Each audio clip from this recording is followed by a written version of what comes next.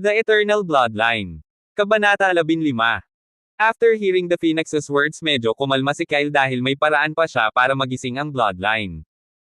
Hindi niya sigurado kung kailan ganap na mag-mature ang kanyang katawan ngunit may isang bagay na gusto niyang itanong sandali. Bakit mo sinasabi sa akin ang lahat ng ito? Ito ay dahil wala akong maraming oras na natitira. Wala akong tiwala sa tao dahil sakam sila. Pero parang iba ka, kaya gusto kong humingi ng favor. Biglang itinaas ng Phoenix ang kanyang nag-iisang nasugatang pakpak at ipinakita ang isang itlog kay Kyle. Ito. Anak ko yan. Akala ko mamamatay na ito kasama ko ngayon, pero kung may pag-asa man ay ayaw kong bitawan. Nagulat na naman si Kyle, isang pambihirang tanawin na ang makakita ng Phoenix pero ngayon ay nakakita na siya ng itlog ng Phoenix. Pero bigla siyang naging seryoso. Paano kung wala akong pakialam? Paano kung ibinente ko ito sa isang tao? Bakit ka nagtitiwala sa akin, napakaraming mababait na tao dyan. Tao, kung mali ako sa pagtitiwala sa iyo, masisisi ko lang ang sarili ko. Dahan daw ang itinulak ng Phoenix ang itlog patungo kay Kyle gamit ang kanyang nasugatang pakpak. Lagyan mo ito ng isang patak ng iyong dugo, upang magkaroon ng koneksyon dito. Nagdadalawang isip si Kyle ngunit pagkatapos ng ilang sandali ay tumingin siya sa Phoenix bago nagpakawala ng isang malaking buntong hininga. Narinig nga niya ang tungkol sa ilang tao na nakikipag-ugnayan sa isa't isa sa mga halimaw, kung saan ang magkabilang panig ay umaasa sa isa't isa at tumulong sa isa't isa. Pero hindi niya akalain na darating ang araw na magkakaroon siya ng pagkakataong ganito. At higit pa rito, sigurado siyang pagkatapos mapisa ang itlog ay may potensyal itong umabot sa S-rank. Naglakad si Kyle patungo sa itlog at tinusok ang daliri niya para lagyan ito ng patak ng dugo. Sa sandaling dumampi ang kanyang dugo sa itlog, bahagyang nanginginig ito at isang maliit na pulang marka ng apoy ang lumitaw sa likod ng kanyang kamay. Matapos tingnan ang marka ng apoy ay dinampot niya ang itlog, maliit ito na hindi kasya sa kanyang kamao. Sa pamamagitan ng marka, naramdaman niya ang isang maliit na koneksyon sa itlog. Sinubukan niyang ilagay ito sa loob ng storage ring ngunit hindi niya magawa, dahil hindi maaaring ilagay ang mga may buhay sa loob ng storage ring. Ilang sandali pa ay naglabas siya ng isang maliit na bag at inilagay ang itlog sa loob bago itinali ang bag sa kanyang bewang. Ang pakiramdam ng Phoenix na kinuha ni Kyle ang itlog ay nagpakita ng isang maluwag na ekspresyon. Salamat. Ito ay isang maliit na bagay na gusto kong iregalo sa iyo. Isang maliit na patak ng dugo ang lumitaw sa harap ng Phoenix bago lumutang patungo kay Kyle. Ano ito? Napatingin si Kyle sa patak ng dugo na lumulutang sa kanyang harapan. Hindi ito eksaktong dugo dahil kumikinang ito. Hindi niya alam kung bakit tinawag itong regalo ng Phoenix ngunit kung regalo ito ay malamang nakapakipakinabang. My blood essence, it won't help you much but it will reduce the suppressing effect of your bloodline. Matapos sabihin ang ilang huling salita ay ipinikit ng Phoenix ang kanyang mga mata. Ang mga pulang apoy ay lumabas sa manipis na hangin bago sinunog ang kanyang buong katawan. Nagulantang si Kyle nang makitang nilalamon ng apoy ang Phoenix, gusto niyang tumulong ngunit bago pa niya magawa ang lumulutang na patak ng dugo ay pumasok sa kanyang noo. The moment it happened Kyle felt stinging pain inside his head. Ang huling naalala niya ay ang nakita niya ang nagbabagang pulang apoy bago siya nawala ng malay. Og! Sinubukan ni Kyle na igalaw ang kanyang katawan para lang makaramdam ng sakit sa halos lahat ng parte ng kanyang katawan. Lumingalingi siya sa paligid at nakita niyang nakahiga siya sa mismong kinatatayuan niya kagabi. Tanong ni Kyle sa sarili na walang kasiguraduhan. Panaginip ba iyon? Paanong ang daming mangyayari sa isang gabi? Ngunit matapos makita ang itlog na nakatali sa baywang, alam niyang hindi iyon panaginip. Ang Phoenix ay wala kahit saan kahit na isang bakas ng kanyang katawan. And strangely for some reason, hindi na naiinitin si Kyle. Pagkatayo ay lumabas siya ng kuweba at nakita niya ang sikat ng araw sa kalangitan. Ang aga naman. Og bakit ang sakit ng katawan ko? Sinimulan niyang i-stretch ang katawan para mabawasan ang sakit. Habang nag-iinat ay naramdaman niyang mas malakas ang kanyang mga kalamnan kaysa kanina. Biglang naalala ang mga huling salita na sinabi ng Phoenix na hindi makapaniwalang bumulong si Kyle. Hindi pwede. Iniisip ang posibilidad na nagsimulang tumibok ang kanyang puso sa tuwa at kinakabahan siyang tumingin sa mga istatistika mula sa gilid ng kanyang mga mata. Stats. Pangalan, Kyle. Bloodline, Celestial, nakalock. Rango, F+. Lakas, F. Mana, F+. Lixie, F. Talento, double S rank, nakalock. Swerte, A. Kasanayan. Fireball, F, Rango. Maaaring gumamit ang user ng mana para gumawa ng maliit na bola ng apoy. Kung mas maraming mana ang ginamit, mas malaki ang laki ng ball ang apoy. Nagmana ng kasanayan ang Ice Dragon. Ice Domain, S, Rango. Maaaring tumawag ang user sa isang domain sa isang partikular na lugar, i-lock at i-freeze ang lugar. Sa loob ng domain, ang lahat ng mga istatistika ay tataas ng isang sub-rango.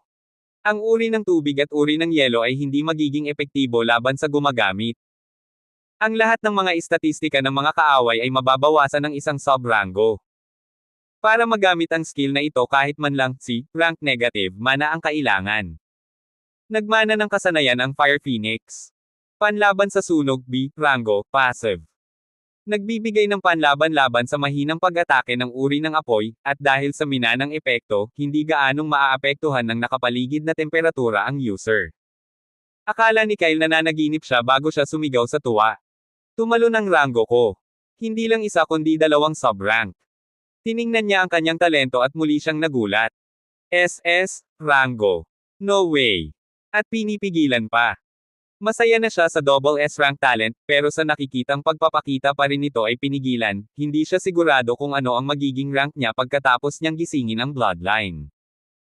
Isa pa, nakita niya ang galing na nakuha niya mula sa Phoenix na nagpapakinabang sa kanyang kaligayahan. Napatalon si Kyle sa tuwa, gusto niyang sumigaw at sabihin sa lahat pero pinakalman niya ang nagngangalit na puso. Mahaba-haba pa ang lalakbayin niya bago siya tunay na naging malakas. Si Kyle ay kasalukuyang tuwang-tuwang naghahadjejek habang iniihaw niya ang isang binti ng kuneho. Nagdala siya ng iba't ibang sangkap nang umalis siya sa academy para masiguradong palagi siyang handa. Pagkaraan ng ilang oras, isang matamis na halimuyak ang naanod sa hangin. Ang kulay ng karne ay naging reddish-brown. Kinagat ni Kyle ang isang piraso ng karne at tinikman ito. Tumingin siya sa langit na umuugong pa. Ang sarap ng lasa. Matapos maubos ang karne ay tinapik niya ang kanyang tiyan bago tumungo sa lawa na hindi kalayuan sa kanya. Minarkahan niya ang lokasyong ito bago umakyat sa bundok dahil ito ay isang magandang lugar para magpahinga. Inalis ni Kyle ang kanyang damit bago sumisid sa pond. Napakagandang buhay. Sa susunod na araw, nakita si Kyle na papalabas ng bundok. Ang paglalakbay na ito ay isang mabungang paglalakbay sa buong paligid, at sulit ang lahat ng kanyang pagsisikap. Napangiti siya sa sarili habang patungo sa gate ng academy. Sa wakas nakabalik na ako.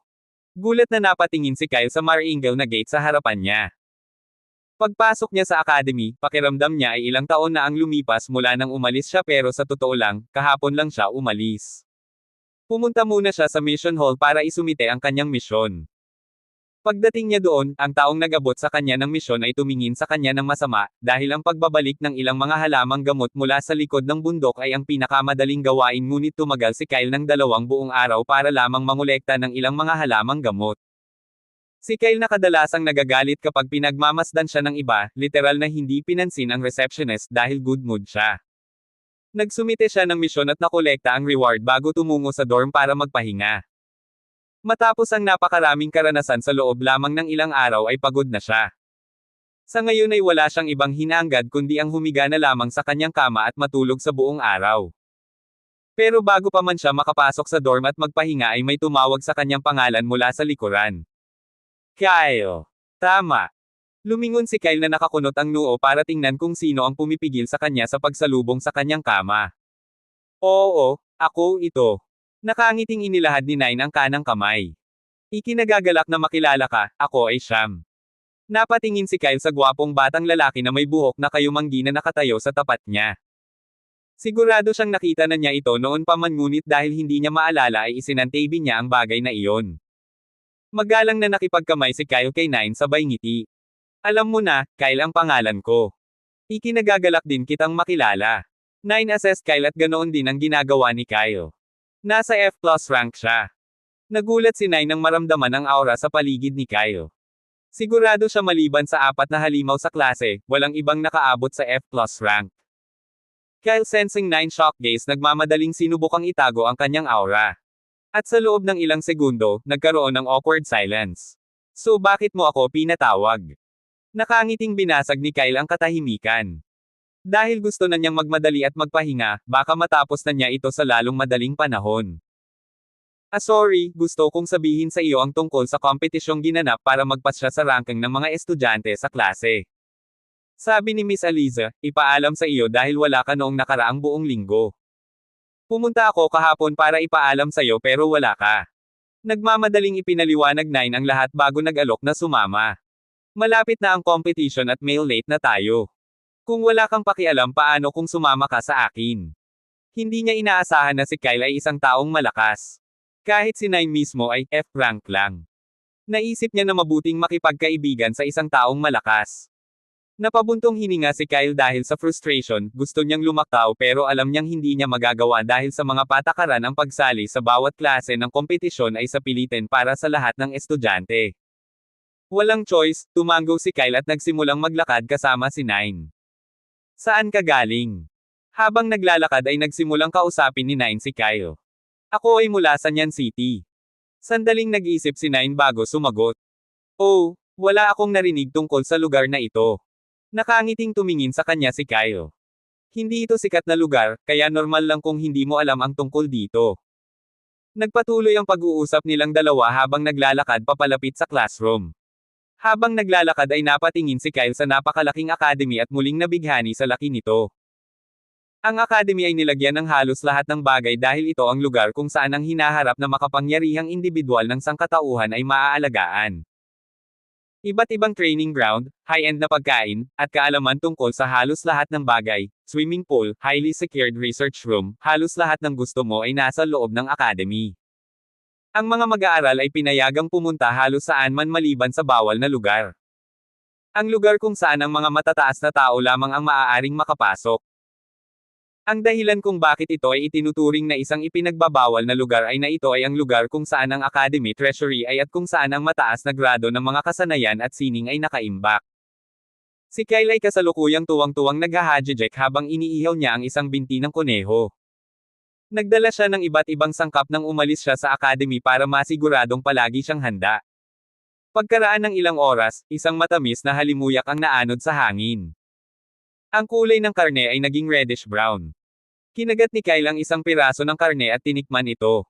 Tumingin siya sa langit na umuugong pa. Ang sarap ng lasa. Matapos maubos ang karne ay tinapik niya ang kanyang tiyan bago tumungo sa lawa na hindi kalayuan sa kanya. Minarkahan niya ang lokasyong ito bago umakyat sa bundok dahil ito ay isang magandang lugar para magpahinga. Inalis ni Kyle ang kanyang damit bago sumisid sa pond. Napakagandang buhay. Sa susunod na araw, nakita si Kyle na papalabas ng bundok. Ang paglalakbay na ito ay isang mabungang paglalakbay sa buong paligid, at sulit ang lahat ng kanyang pagsisikap. Napangiti siya sa sarili habang patungo sa gate ng academy. Sa wakas nakabalik na ako. Gulat na napatingin si Kyle sa maringgaw na gate sa harapan niya. Pagpasok niya sa academy, pakiramdam niya ay ilang taon na ang lumipas mula nang umalis siya pero sa totoo lang, kahapon lang siya umalis. Pumunta muna siya sa mission hall para isumite ang kanyang misyon. Pagdating niya doon, ang taong nag-abot sa kanya ng misyon ay tumingin sa kanya ng masama, dahil ang pagbabalik ng ilang mga halamang gamot mula sa likod ng bundok ay ang pinakamadaling gawain ngunit tumagal si Kyle ng 2 buong araw para lamang mangolekta ng ilang mga halamang gamot. Si Kyle na kadalasang nagagalit kapag pinagmamasdan siya ng iba, literal na hindi pinansin ang receptionist dahil good mood siya. Nagsumite siya ng misyon at nakolekta ang reward bago tumungo sa dorm para magpahinga. Matapos ang napakaraming karanasan sa loob lamang ng ilang araw ay pagod na siya. Sa ngayon ay wala siyang ibang hinahangad kundi ang humiga na lamang sa kanyang kama at matulog sa buong araw. Pero bago pa man siya makapasok sa dorm at magpahinga ay may tumawag sa kanyang pangalan mula sa likuran. Kyle. Tama. Lumingon si Kyle na nakakunot ang noo para tingnan kung sino ang pumipigil sa kanya sa pagsalubong sa kanyang kama. Oo, ako ito. Nakangiting inilahad ni Nine ang kanang kamay. Ikinagagalak na makilala ka, ako ay Sham. Napatingin si Kyle sa gwapong batang lalaki na may buhok na kayumanggi na nakatayo sa tapat niya. Sigurado siyang nakita na niya ito noon pa man ngunit dahil hindi niya maalala ay isinantabi niya ang bagay na iyon. Magalang na nakipagkamay si Kyle kay Nine sabay ngiti. Alam mo na, Kyle ang pangalan ko. Ikinagagalak din kitang makilala. Nine assessed Kyle at ganoon din ang ginagawa ni Kyle. Nasa F+ rank siya. Nagulat si Nine nang maramdaman ang aura sa paligid ni Kyle. Sigurado siya maliban sa 4 na halimaw sa klase, walang ibang nakaabot sa F+ rank. Kyle sensing Nine shock gaze nagmamadaling sinubukang itago ang kanyang aura. At sa loob ng ilang segundo, nagkaroon ng awkward silence. So bakit mo ako pinatawag? Nakangiting binasag ni Kyle ang katahimikan. Dahil gusto na niyang magmadali at magpahinga, baka matapos na niya ito sa lalong madaling panahon. Sorry, gusto kong sabihin sa iyo ang tungkol sa kompetisyong ginanap para magpasya sa ranking ng mga estudyante sa klase. Sabi ni Miss Aliza, ipaalam sa iyo dahil wala ka noong nakaraang buong linggo. Pumunta ako kahapon para ipaalam sa iyo pero wala ka. Nagmamadaling ipinaliwanag Nine ang lahat bago nag-alok na sumama. Malapit na ang competition at mail late na tayo. Kung wala kang pakialam paano kung sumama ka sa akin? Hindi niya inaasahan na si Kyle ay isang taong malakas. Kahit si Nine mismo ay F rank lang. Naisip niya na mabuting makipagkaibigan sa isang taong malakas. Napabuntong hininga si Kyle dahil sa frustration, gusto niyang lumaktaw pero alam niyang hindi niya magagawa dahil sa mga patakaran ang pagsali sa bawat klase ng kompetisyon ay sa pilitin para sa lahat ng estudyante. Walang choice, tumango si Kyle at nagsimulang maglakad kasama si Nine. Saan ka galing? Habang naglalakad ay nagsimulang kausapin ni Nine si Kyle. Ako ay mula sa Nyan City. Sandaling nag-isip si Nine bago sumagot. Oh, wala akong narinig tungkol sa lugar na ito. Nakangiting tumingin sa kanya si Kyle. Hindi ito sikat na lugar, kaya normal lang kung hindi mo alam ang tungkol dito. Nagpatuloy ang pag-uusap nilang dalawa habang naglalakad papalapit sa classroom. Habang naglalakad ay napatingin si Kyle sa napakalaking academy at muling nabighani sa laki nito. Ang academy ay nilagyan ng halos lahat ng bagay dahil ito ang lugar kung saan ang hinaharap na makapangyarihang individual ng sangkatauhan ay maaalagaan.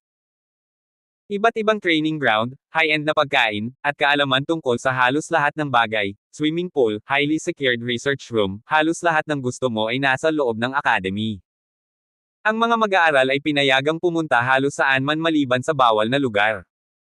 Ang lugar kung saan ang mga matataas na tao lamang ang maaaring makapasok. Ang dahilan kung bakit ito ay itinuturing na isang ipinagbabawal na lugar ay na ito ay ang lugar kung saan ang academy treasury ay at kung saan ang mataas na grado ng mga kasanayan at sining ay nakaimbak.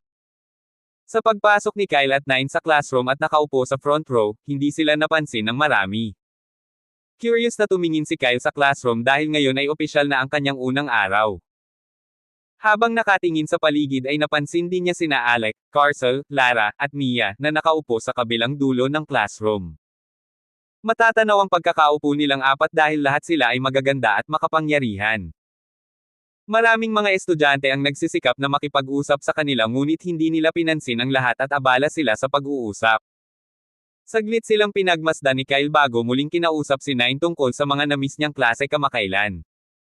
Habang abala siya sa kausap, may pumasok sa classroom. Nakasuot ng magandang damit si Professor Eliza ay pumasok sa silid na nakakuha ng atensyon ng lahat. Sige, tumahimik kayong lahat. Naglakad siya at tumayo sa likod ng podium na may maayos na itim na buhok at matalim na tingin si Professor Eliza ay may ngiti sa kanyang mukha habang dahan-daang kinuha ang attendance sheet.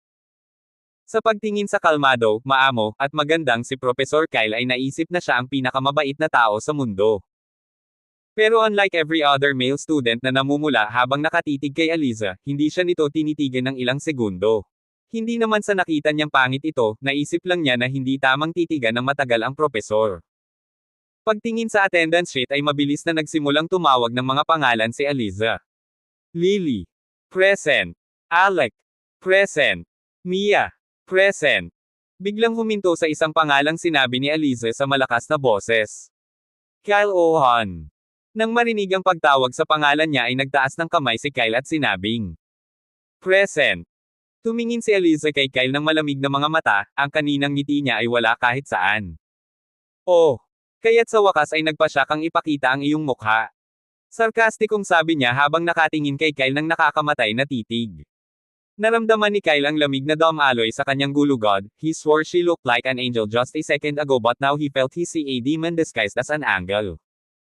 I apologize, kasi first time kong bumiyahe kaya nagkaroon ako ng motion sickness pagkarating ko sa academy, kaya hindi ako naka-attend sa klase. Pagsisinungaling ni Kyle na seryoso ang mukha. Ngunit makikita ang malamig na pawis na tumutulo mula sa gilid ng kanyang mukha. Kumunat ang noo ni Aliza, alam niyang nagsisinungaling siya dahil kahapon ay tiningnan niya ang lokasyon nito. Only to find, nagkampo siya sa loob ng library ng isang linggo para magbasa ng ilang walang kwentang libro tungkol sa mga halimaw.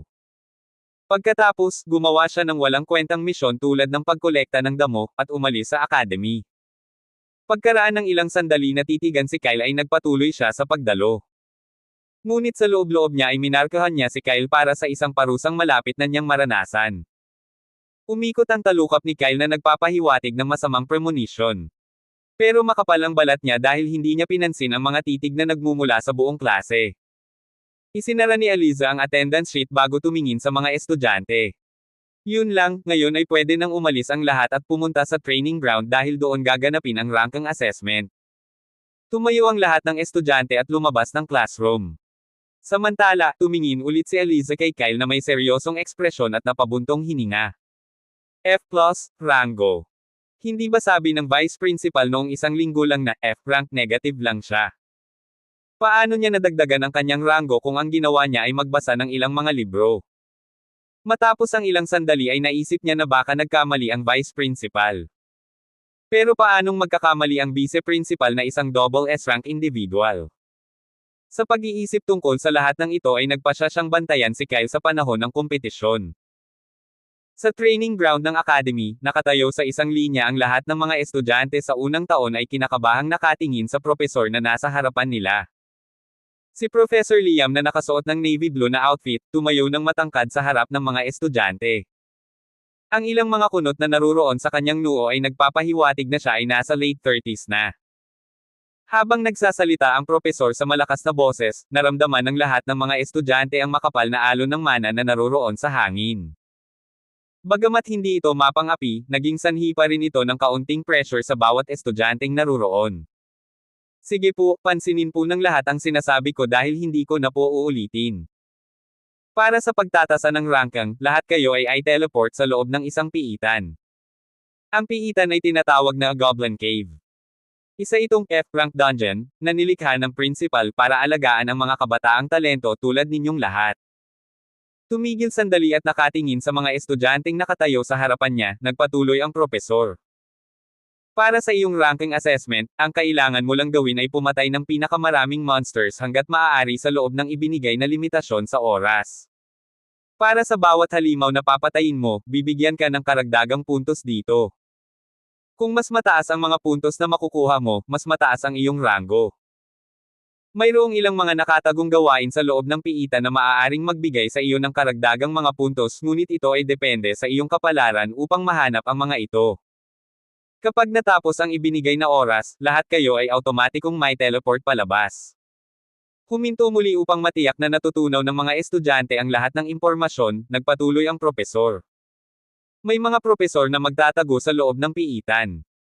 Ito ay dahil kung mayroong anumang hindi inaasahang aksidente sa loob ng piitan, maaari silang mabilis na tumulong sa iyo. Isa itong pag-iingat sa kaligtasan na ginawa ng academy para matiyak na walang mamamatay sa inyo. Gayunpaman, kung mapipilitin ang mga propesor na tulungan ka, madi-disqualify ka, direktang bibigyan ka ng last rank sa klase. At naniniwala ako na walang magugustuhan iyon, kaya sana lahat ay mag-effort para makakuha ng mataas na rango. Nanginig ang mga estudyante sa pag-iisip na makuha ang huling rango sa klase. Dahil walang gustong maging huli. Kabanata 16. Nang makita ang seryosong ekspresyon ng estudyante ay tumango ang propesor na may kasiyahan. Sige, mananatili kayong lahat sa loob ng piitan ng 2 araw bago mag-teleport palabas. Gayunpaman, dahil ipapadala ka sa parehong piitan sa parehong oras, pinapayagan kang makipagtulungan. Bahagyang huminto, naging seryoso ang boses ng propesor. And if you can cooperate, that also means you can also steal each other kills.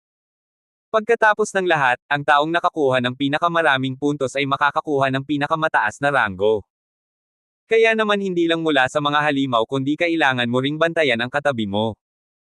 Nang matapos ang kanyang pahayag ay napangiti ang propesor habang nakatingin sa mga estudyante na ngayon ay nag-iingat sa isa't isa. Dahil matapos marinig ang propesor halos lahat ay puyat na humakbang palayo sa taong malapit sa kanila. May ilang estudyante din na nagpakita ng pag-aalalang ekspresyon matapos malaman na kailangan nilang manatili sa piitan ng 2 araw dahil walang nakahanda para dito. Akala ng lahat ay magkakaroon sila ng one-on-one na laban para sa pagtatasa ng ranking. Tama na. Maghanda ka. Ay teleport ko kayong lahat sa loob ng piitan.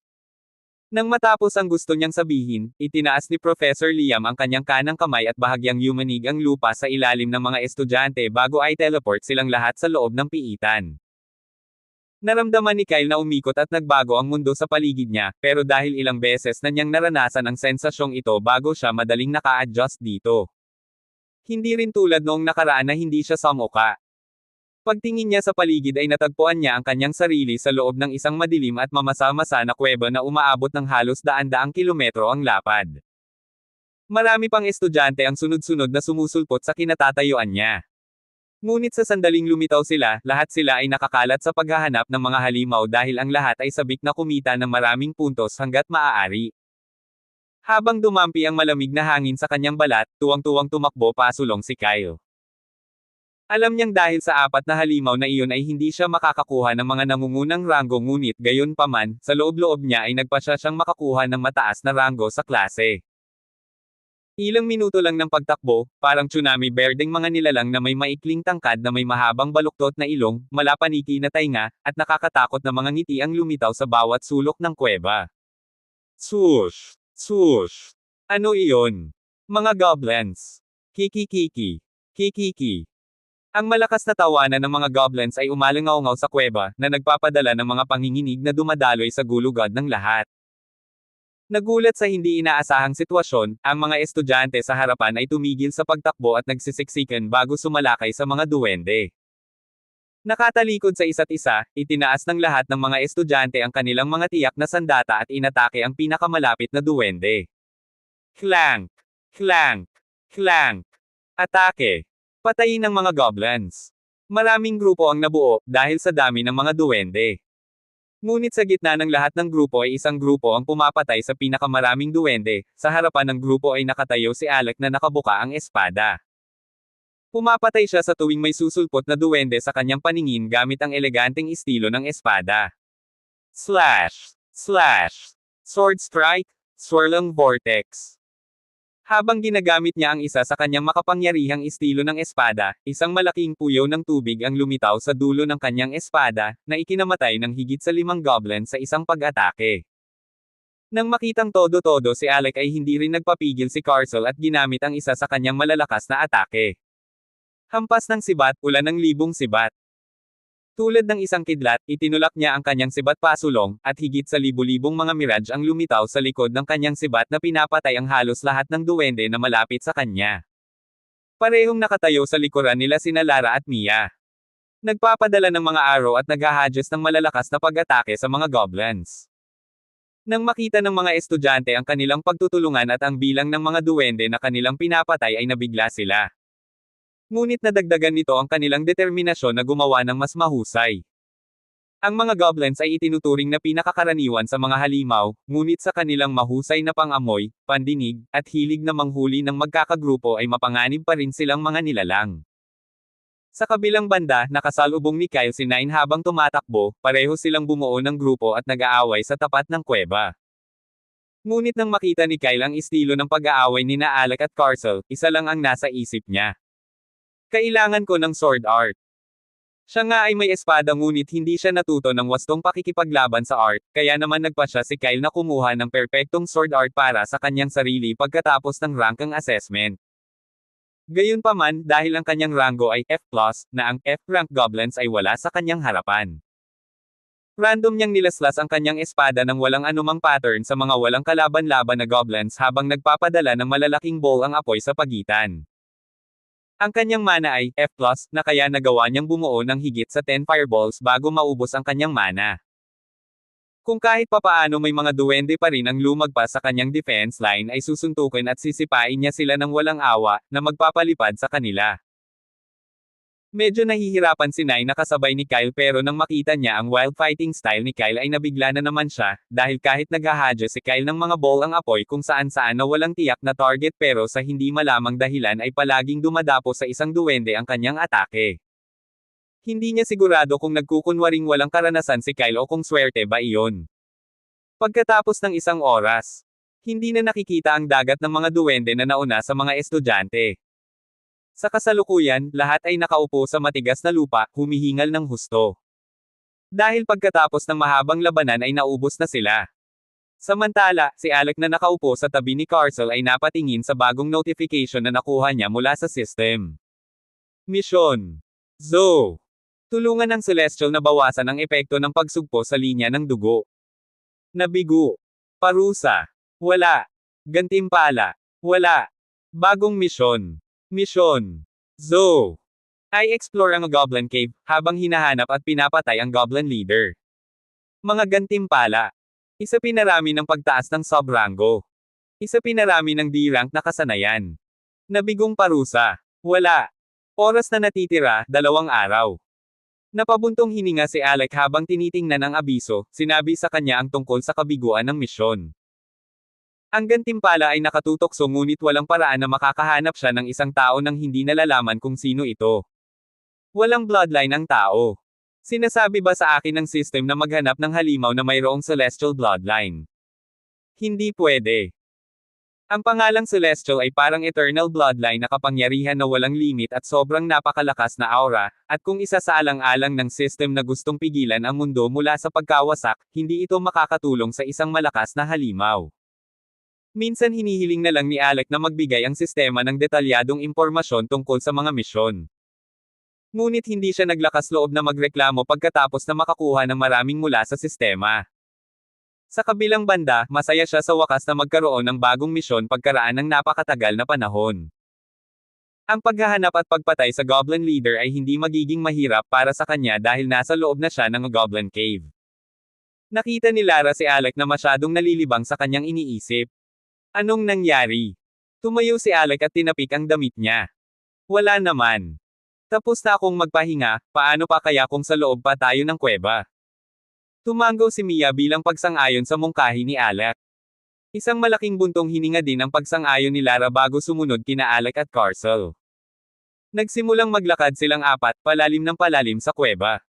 And seeing them leaving, lahat ng students kahit pagod ay tumayo at tahimik na sumunod sa likod nila.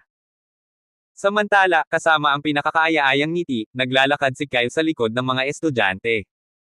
Matapos patayin ang napakaraming duwende ay nabuhayan siya ng loob. Pagtingin sa mga estudyante sa harapan ay sabi ni Kyle kay Nai na katabi niya. Sa totoo lang ang mga goblins ay masyadong pangit, ngunit ito ay masaya. Tulala na sagot ni Nai na dahan-daang naglalakad kasabay ni Kyle. Tama. Sa pag-atake ng duwende ay parehong lumalayo sa mga estudyante sina Kyle at Nine kaya naman hindi napansin ng iba ang pag-aalsa ni Kyle. Pero nakita ni Nine ang lahat, nakita niya kung paano lumaban si Kyle sa mga goblins. Hindi niya ito tatawaging away. Ito ay literal na isang madugong patayan kung saan ginamit ni Kyle ang kanyang mga kamao at sipa para suntukin ang mga goblins hanggang sa kanilang kamatayan. Nang makita ang namamaga at kaawa-awang mga mukha ng goblin, hindi sinasadyang naisip ni Nine ang kanyang sarili na nasa receiving end. I swear to myself na hinding-hindi ako makakasama ni Kyle.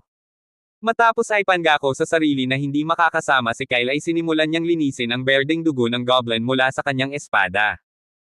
Habang palalim ng palalim ang papasok ng lahat sa kuweba nang hindi lumilingon, nakarinig sila ng malakas na tunog ng pagklik ng bakal sa isa't isa. Iklik. Clank. Si Alec na nasa unahan ay sumulong upang makita ang pinanggalingan ng tunog, ngunit natagpuan lamang ang 5 magkakaibang lagusan sa unahan. Sa 5 lagusan, ang nasa gitna ay binabantayan ng isang E-rank Goblin Warrior na may hawak na palakol sa isang kamay at isang kalasag sa isa pa. Dahil may 5 magkakaibang landas na mapagpipilian, nagsimulang mag-usap ang lahat ng mga estudyante kung aling lagusan ang papasok. Ngunit karamihan sa mga estudyante ay nagpasya na pasukin ang binabantayan ng Goblin Warrior, dahil kung ito ay binabantayan ng isang E-rank Goblin ay marahil ito ang tamang landas. Matapos makipag-usap sa iba, nagpasya na rin ang team ni Alec na pumasok sa gitnang lagusan. Lahat silang apat ay sumulong, nakikibahagi sa isang labanan sa E-rank Goblin Warrior. Sa kabilang banda, pinaikit ni Kyle ang kanyang mga mata upang makita ang sitwasyon. Ngunit nang makita niyang halos lahat ay patungo sa gitnang landas na binabantayan ng Goblin Warrior, napakunot ang noo niya. Sinenyasan niya si Nay na pumasok na lang sa kaliwang lagusan na hindi ginagabayan ng sinumang guardian. Gusto rin Nay na pumasok sa gitnang lagusan pero dahil sinabi ni Kyle na ipasok ang isa ay naguguluhan siyang nagtanong. Bakit tayo patungo dito, kung lahat ay lalaban sa Goblin Warrior? Tumingin si Kyle kay Nay na may malasakit na ngiti. Masyadong makipot kasi yung mga lagusan mula sa loob. Kung papasok tayo sa parehong lagusan ng iba ay hindi tayo makakapatay ng maraming duwende. Una, ito ay magiging masyadong masikip. At pangalawa, ang mga tao sa harap ay makakakuha ng pinakamaraming puntos dahil sa kanilang pagpatay sa pinakamaraming duwende. Nang marinig ang paliwanag ni Kyle, tumango si Nay na may pag-unawa. Naglakad pa silang dalawa sa loob ng tunnel, at tulad ng inaasahan ni Kyle na nagsimulang makipot ang daan. Ang isang pares ng F-rank negative goblins ay lumitaw sa harap nila na hamarang sa kanilang dinadaanan. At dahil kapwa hawak na ni Kyle at Nine ang kanilang mga espada bago pumasok sa lagusan. Agad nilang nilusob ang mga duwende ng walang awa. Iklik, clank, iklik, thud, thud. Di nagtagal, maraming berdeng ulo ang nahulog sa lupa na nagpapahiwatig ng pagtatapos ng labanan. Sa mga sumunod na oras, sila ay naglakad o nanghuli ng mga duwende na nagtangkang tambangan sa kanila habang sila ay sumusulong. Pagkatapos ng ilang oras pang manghuli ng mga duwende, parehong pagod sina Nine at Kyle kaya naman napagpasyahan nilang magpahinga. Naglabas si Kyle ng malinis na pares ng damit sa storage ring bago itinapon ang damit na suot niya, basang-basa kasi ito ng berdeng dugong goblin. Pagkatapos magpalit ng damit, naglabas siya ng malaking tela mula sa storage ring at sinimulan itong ilagay sa isang sulok. Ang piraso ay sapat na malaki upang hawakan ng hindi hihigit sa 2 hanggang 3 tao. Nang tapos na si Kyle sa pag-aayos ng tulugan, tiningnan niya ito at tumango ng may kasiyahan. Pagkatapos, naglabas siya ng nakabalot na pagkain sa kanyang storage ring para kainin. Ang lahat ng ito ay naging posible dahil, bago ang pagtatasa ng rangkang, pumunta si Kyle sa likod ng bundok upang hanapin ang pulang bulaklak ng nyebe. Kaya naman mayroon na siyang mga pagkain at iba pang bagay na nakaimbak sa loob ng storage ring, na sapat na para tumagal siya ng 1 linggo sa loob ng Goblin Cave nang walang anumang pag-aalala. Sa kabilang banda, si Nine na nakaupo di kalayuan kay Kyle ay tulalang nakatingin sa kanya habang nagrereklamo sa loob. What the hell, bakit parang nandito siya para mag-picnic? At kailan siya nagkaroon ng panahon para ihanda ang lahat ng ito? Ang paghahanap ng pagkain at tubig ay isa sa pinakamalaking paghihirap sa pagsusulit na ito. Gayunpaman, dito si Kyle ay kumakain ng nakabalot na pagkain ng walang pakialam. Nang makita ni Kyle si Nine na nakatitig sa kanya na may kakaibang ekspresyon, nahiya siya dahil nakalimutan niyang i-share. Nang mapagtanto ito, tinawag ni Kyle si Nine para sabay na kumain at matulog. Habang kinakain ni Nine ang mga pagkaing inaalok ni Kyle ay halos maawa siya sa ibang estudyante na tiyak na nagugutom ngayon. Hindi tulad ni Kyle at Nine na mahimbing na natulog, ang ibang mga estudyante na pumasok sa gitnang lagusan ay hindi nagkakaroon ng madaling oras. Sinubukan nilang humanap kaagad ng mapagkukunan ng tubig pagkatapos nilang makapasok sa tunnel. Ngunit kung isa sa alang-alang na nasa loob sila ng isang kuweba ay halos imposible para sa kanila na makahanap ng anumang mapagkukunan ng tubig. Hindi ako makatuloy, kailangan ko ng malinis na lugar para matulog. Wala kaming pagkain at tubig, at ang nakikita lang namin ay ang mga nakakatakot na mukhang goblin na ito. Pagod na akong lumaban buong araw. May ilang estudyante ngang may makakain sa kanila, ngunit dahil masyadong marami ang mga estudyante, hindi sila naglakas loob na ilabas ito mula sa kanilang mga storage ring. Sa huli, lahat sila ay sumuko na sa paghahanap ng makakain at nagsimulang maglakad sa gitna ng madilim na lagusan para maghanap ng angkop na matutuluyan. Ngunit habang pasulong sila ay lalong lumitaw ang mga goblins, na halos imposible na silang magpahinga.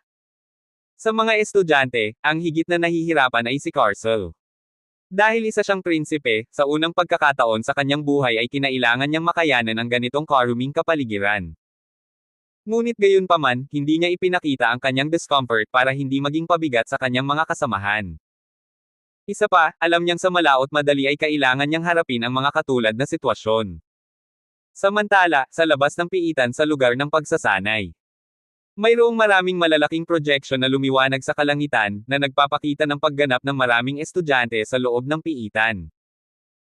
Kasama sina Propesor Liam at Propesor Eliza, mahigit 7 propesor ang nagtipon sa gitna ng lugar ng pagsasanay, tinitingnan kung paano gumaganap ang mga estudyante sa loob ng piitan. Sa mga mag-aaral, ang pinakakapansin-pansin ay sina Alec at Carcel dahil sila ay nagpapakita ng malaking potensyal na mabuhay sa isang malupit na kapaligiran at perpektong pagtutulungan ng magkakasama. May mga ibang estudyante din na nakakuha ng atensyon ng professor, tulad ni Nine o Kyle.